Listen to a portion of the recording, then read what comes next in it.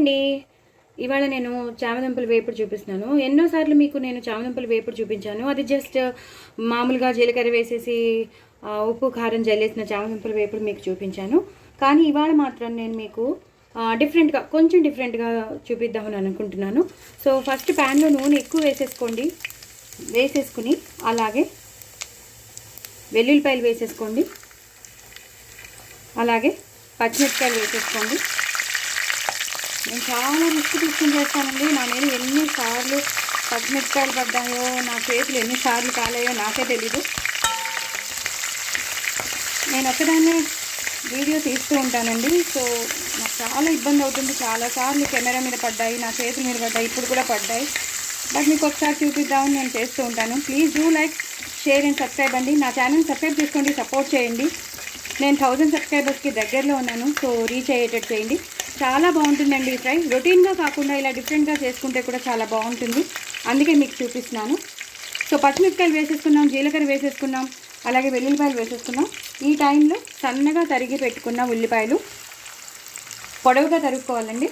ఇలా చిన్న చిన్న పీసెస్గా కాకుండా పొడవుగా తరిగి పెట్టుకున్న ఉల్లిపాయలు. నేను ఒక పెద్ద ఉల్లిపాయ తీసుకున్నాను. సో ఒక పెద్ద ఉల్లిపాయకి నాకు ఇన్ని ఉల్లిపాయ ముక్కలు వచ్చేసాయి. సో ఇలా వేయించుకోవాలి మంచిగా. చూసారా, పచ్చిమిరపకాయలు చాలా బాగా వేగాయి, వెల్లుల్లిపాయలు కూడా బాగా వేగిపోయాయి. ఇప్పుడు మనం ఉల్లిపాయలు వేసాం. కొంచెం మీడియంలో పెట్టుకోండి స్టవ్. ఎందుకంటే మనం ఉడకబెట్టేసుకున్నాం కాబట్టి నేను ఇంకా ఉడకబెట్టింది మీకు చూపించలేదు. చామదుంపలను పెట్టేసుకున్నాను. అవి పెద్దగా ఉన్నవి చిన్న చిన్న పీసెస్గా చేసుకున్నాను. మరీ పెద్ద దుంపల్లా కాకుండా చిన్న చిన్న పీసెస్గా నేను చేసుకున్నాను. అంటే ఒక పెద్దది ఉందనుకోండి, దాన్ని 2 కానీ 3 కానీ చేసుకోవాలి. అదే మరీ చిన్నది ఉందనుకోండి, దాన్ని యాస్టీస్గా వేసేయచ్చు. ఒకవేళ మరీ పెద్దగా ఉంటే మాత్రం 2 కానీ 3 కానీ చేసుకోవచ్చు, మీ సైజుకి ఇష్టపూర్వకంగా. ఇలా ఉల్లిపాయలు కొంచెం వేగాలి.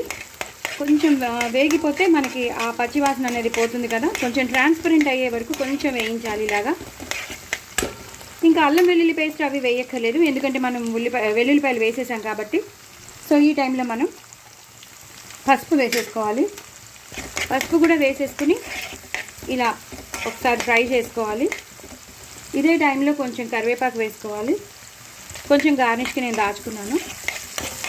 కరివేపాకు ఫ్లేవర్ ఆ ఉల్లిపాయలకి బాగా పట్టేస్తుంది. డీప్ ఫ్రై అవ్వాలని, మాడిపోవాలని రూల్ లేదు. ఇలా వేగిపోయాయి కదండి. ఈ టైంలోనే మనం ఇలా ఉడకబెట్టేసుకుని సన్నగా తరిగి పెట్టుకున్నాం కదా చామదుంపల్ని, అవి వేసేయాలండి.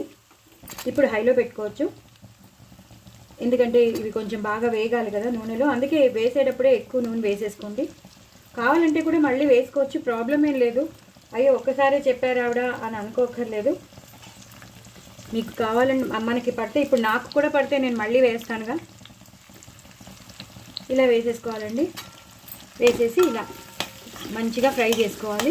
ఎప్పుడు రొటీన్గా కాకుండా ఇలా డిఫరెంట్గా కూడా చేసుకుంటే బాగుంటుంది కదా, అందుకని చేసినాను. నేను ఎప్పుడు మామూలుగా ఉప్పు కారం జల్లేసి జీలకర్ర వేసేసి నేను చేసేదాన్ని.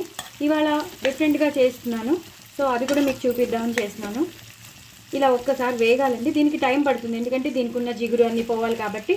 ఒక్కసారి హైలో 2 to 3 minutes అలా పెట్టేసి వదిలేయాలి కలపకుండా. మళ్ళీ మీకు చూపిస్తాను. బాగా వేగిపోయండి. నేను నొక్కేసాను, వీడియో నొక్కేసాను అని అనుకున్నాను, నొక్కలేదు. సో అందుకే మీకు స్కిప్ అయింది. సో బాగా వేగిపోయాక నేను తగినంత ఉప్పు వేసుకున్నాను. అలాగే నువ్వులు, గసగసాలు, జీలకర్ర, ధనియాలు మనం కుర్మాకి చేసుకుంటాం కదండి, ఆ పొడి వేసాను. ఇంకొంచెం మిగిలింది, అది కూడా వేసినాను. సో వెంటనే తెలిసింది నాకు, వెంటనే తెలిసి నేను ఆపేసాను. సో మీకు చూపిద్దామని ఉప్పు తగినంత వేసేసుకున్నాను. అలాగే గసగసాలు, నువ్వులు మన కుర్మా చేసి పెట్టుకుంటాం కదా, అది వేసేసుకోవాలండి. అది కూడా అయిపోయాక మనకి తగినంత కొంచెం ఉల్లికారం అనేది మనం చేసి పెట్టుకుంటాం కదా కూరలకి, అది కూడా వేసుకోవాలండి. 1 స్పూన్ ఫుల్ వేసుకోవాలి. అలాగే మంచి ఎండుకారం, ఆశీర్వాద్ది, అదొక 2 to 3 స్పూన్స్ వేసేసుకున్నాను నేను. వేసేసుకుని ఇలా పూర్తిగా కలిపేసుకోవాలి. కొంచెం నూనె పడుతుంది. నేను పైనుంచి ఇప్పుడు నూనె వేస్తాను చూడండి. ఈ వెల్లుల్లి పేస్ట్ మొత్తం కూరలో కలిసిపోవాలి. ఫ్రైగా లేదని అని అనుకోవద్దు, ఇలా ముద్దగా ఉన్నా కూడా చాలా బాగుంటుంది కూర. నేను ఇంకొంచెం నూనె వేశాను. ఫ్రై అంటే ఎప్పుడు ఫ్రైలాగే ఉండాలని రూల్ లేదు, ఇలా ముద్దగా కూడా ఉంటే కూడా చాలా చాలా బాగుంటుంది ఇది. ఎందుకంటే మనం వేసిన మసాలాలు బట్టి, మనం వేసిన ఉల్లికారం బట్టి, ఉల్లిపాయలు బట్టి మనకు వస్తుంది. అదే సింపుల్గా మీరు యాస్టీస్గా ఒక్క చామదుంపలే చేశారనుకోండి, అప్పుడు విడివిడిగా రావడానికి అవకాశం ఉంటుంది. మనం ఎప్పుడైతే నీరుల్లిపాయ వేస్తామో, అప్పుడు ఇలాంటి మసాలాలు వేస్తామో, ఉల్లికారం లాంటివి వేస్తామో, అప్పుడు ఇలా తప్పకుండా ఇలాగ ముద్దకూరే అవుతుంది. సో ముద్దకూరలు కూడా అప్పుడప్పుడు తింటూ ఉండాలి కదా, ఎప్పుడు ఫ్రైయే కాకుండా. సో ఈ మాత్రం వేసేసుకున్నాక ఇంకొంచెం కారం వేయాలని అనిపిస్తోంది, నేను వేస్తాను. బాగుంటుంది కారం వేస్తే ఇలాంటి వాటికి. మీరు చూసుకొని మీరు వేసుకోండి, మీకు రుచికి తగినంతగా వేసుకోండి. ఉల్లికారం మాత్రం ఒక 1 స్పూన్ ఫుల్ వేశాను, పెద్ద స్పూన్ అది. ఇప్పుడు కరివేపాకు, అలాగే కొంచెం కొత్తిమీర, ఇవన్నీ వేసేసి మొత్తంగా కలిపేసుకోవాలి. ఇలా కలిపేసుకుంటే కూర అయిపోయిందండి. చాలా చాలా టేస్టీగా ఉంటుంది, నిజంగా చెప్తున్నాను. మీరు ఒకసారి ట్రై చేయండి. అసలు చూస్తుంటేనే ఎంత టెంప్టింగ్గా ఉందో చూడండి. ఆ పచ్చిమిరపకాయలు కానీ, ఆ వెల్లుల్లిపాయలు కానీ ఎంత టేస్టీగా ఉందో చూడండి. డూ ట్రై ఇట్ అండి, కామెంట్ బాక్స్లో పెట్టండి. చాలా చాలా టేస్టీగా చేసుకోవచ్చు. ఒక ఫ్రైయే కాకుండా ఇలా ముద్దకూరగా కూడా చేసుకోవచ్చు. చాలా చాలా బాగుంటుంది. డూ ట్రై ఇట్ అండి. నా ఛానల్ సబ్స్క్రైబ్ చేసుకోండి, సపోర్ట్ చేయండి. సారీ అండి, చాలా చాలా టేస్టీ అయిన చామదుంపల కూర కానీ ఫ్రై కానీ మీరు ఎలా అనుకుంటే అలా. బట్ డూ ట్రై ఇట్ అండి. బాయ్ అండి.